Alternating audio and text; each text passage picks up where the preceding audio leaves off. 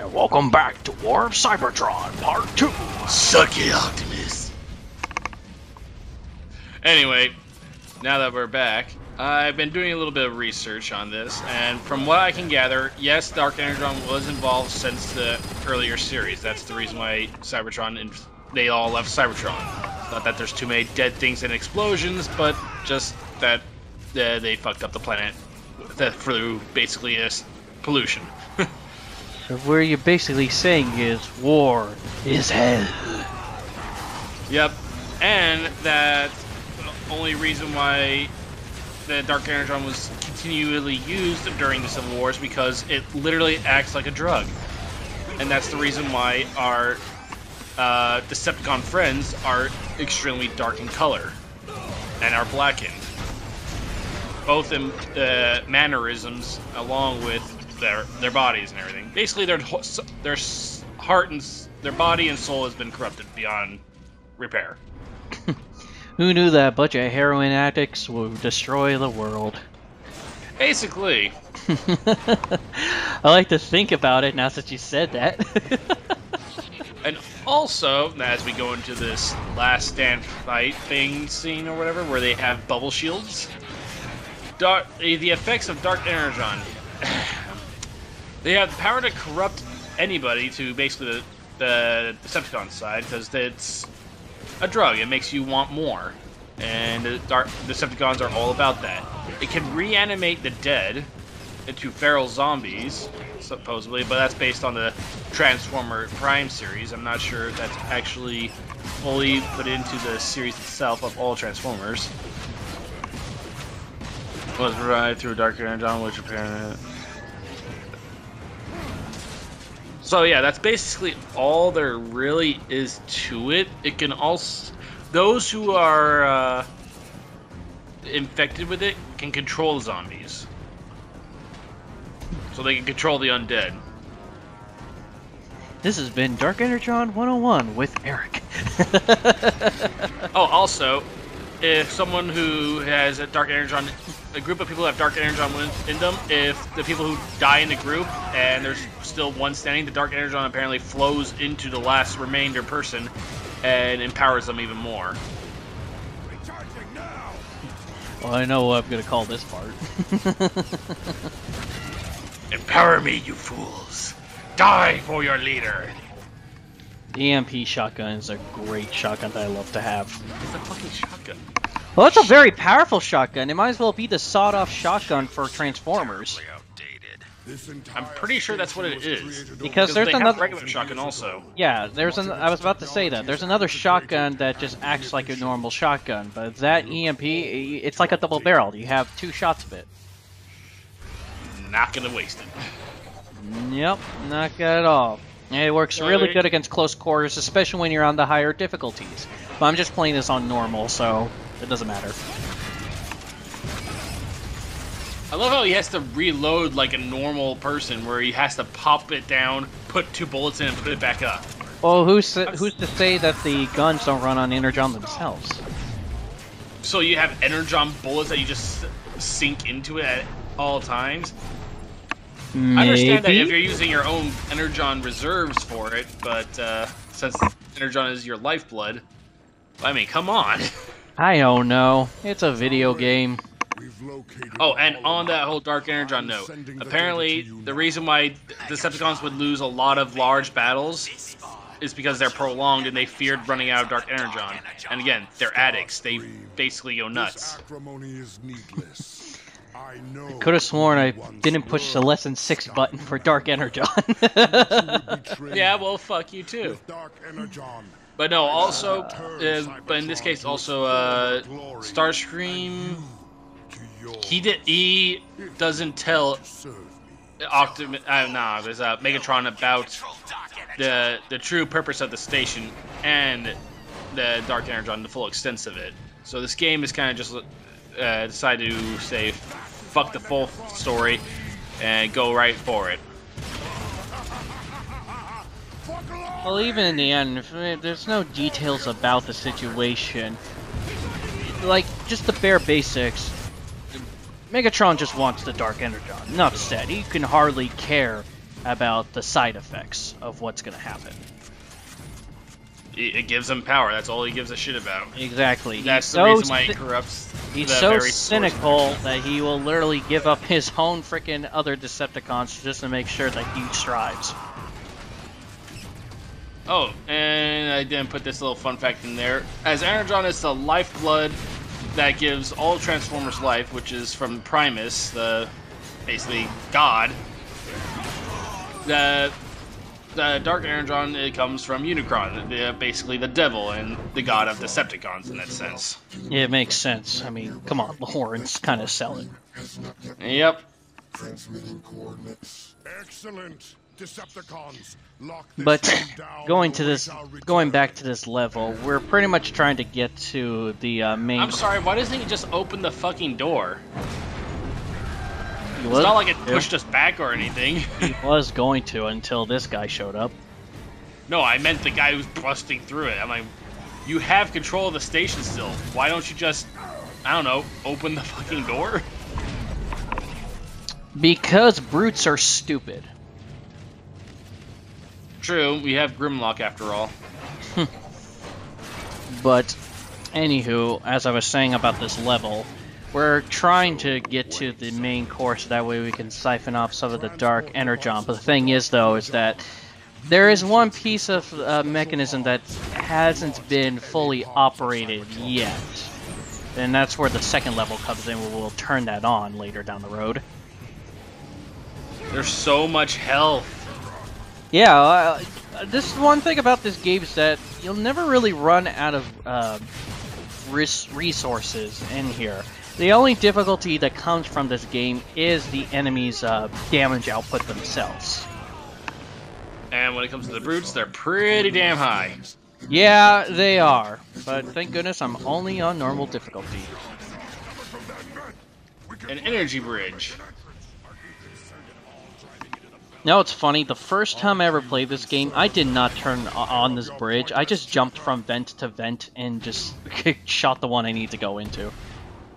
It literally took me until my second playthrough until I actually activated this bridge. I just wanted to pick up the grenades, because any little bit can help. There's even healing grenades in this game. Yeah, I know that. Those are fun to use. Especially on the harder difficulties. Hey, and now we're in a furnace.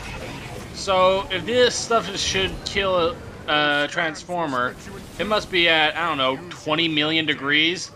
Probably hotter than the fucking sun?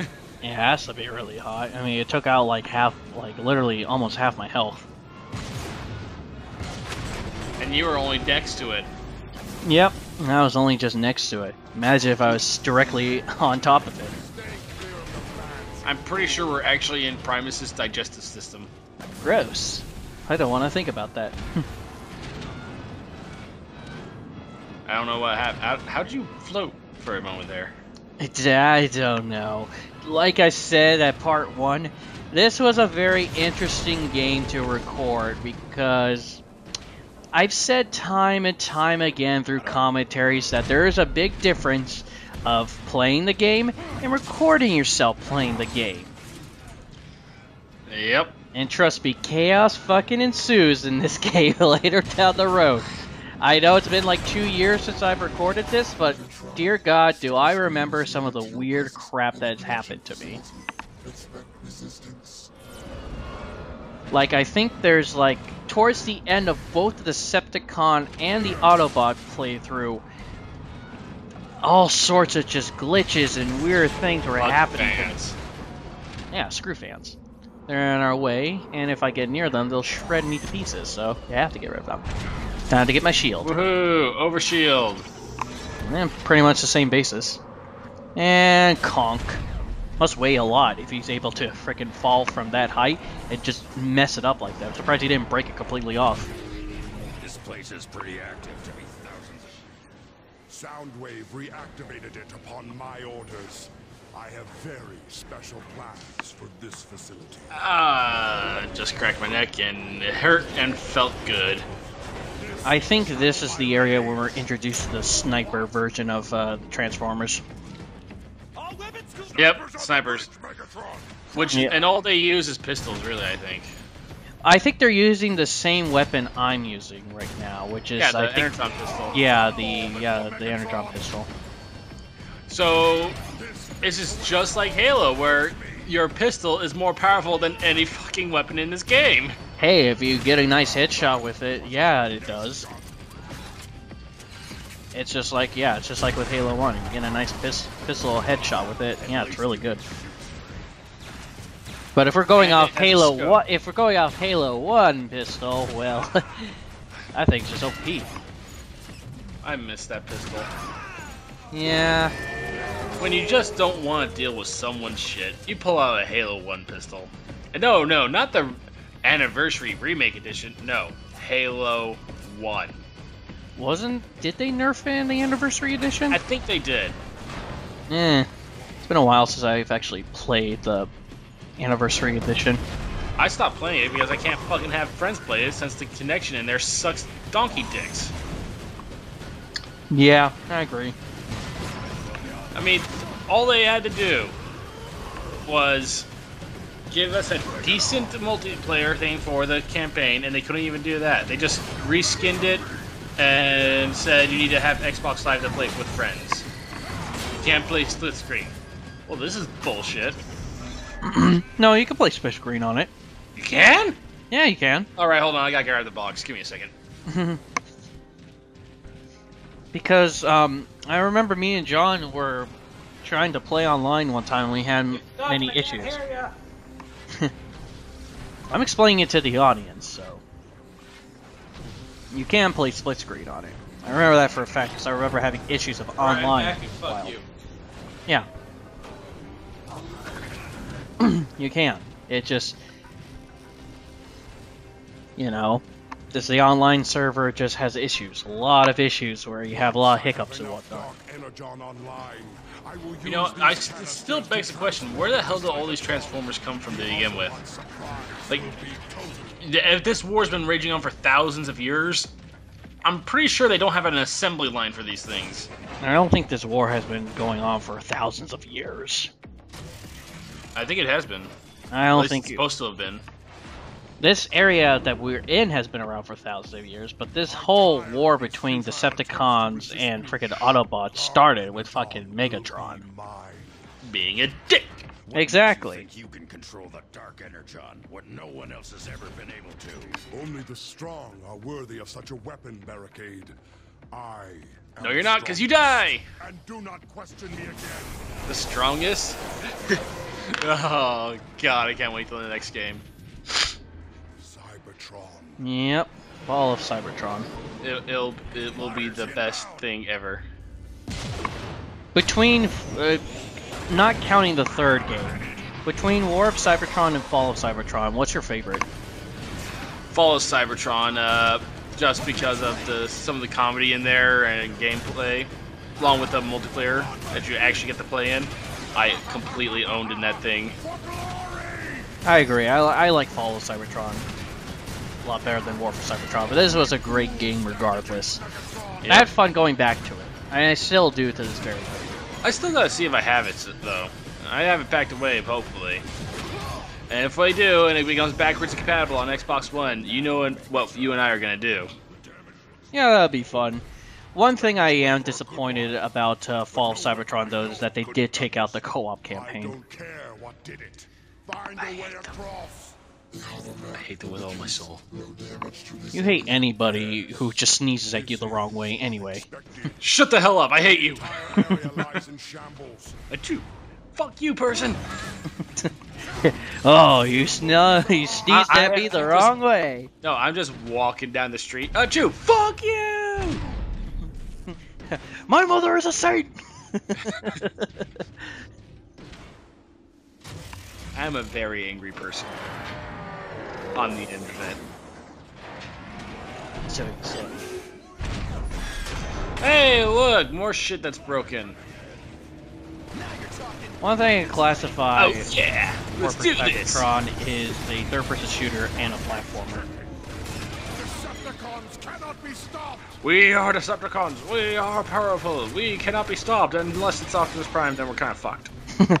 Damn it, Prime! I think he just knocked your oh, what? I saw him fall below it! Yeah, it's just Barricade. Who cares about Barricade? A lot of people, because he's the police car, the Decepticon, I think. The irony is that he takes on the police car. And he's the bad guy. Once again, social commentary.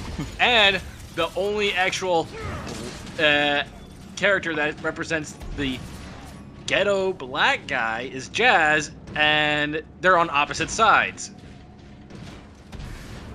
Social commentary. Exactly. You know what? I have to figure out what everyone is actually based off of, because I'm pretty sure there's so much racism in here. No, there's Just so like much. No, there's fucking racism in Michael Bay's Transformers. Oh yeah, they make Jazz even more ghetto than the games. No, they fucking like have him like speak jive and all that shit, like "What's up, Breakers?" and everything like that. It's like, oh my god, you know, it's I funny. understand having him in. No, if you actually listen to him in here, he's not that bad, and it's fun, it's enjoyable. But in the movie, he just is like straight up. I don't even know. The stereotype was pushed to a farther point in Michael Bay's film. And don't get me started on the fucking twins of the second movie. We'll get to that eventually. Yeah. Movie commentary! I'm gonna tell you this right now. You're gonna have to strap me down to a freaking chair and make sure I have like clamps, because I'm gonna probably bite my own damn tongue off. Don't worry. I'll Clockwork Orange you and tie you to a chair. Keep your eyeballs open. Good. Stop it! Stop it! I beg of you!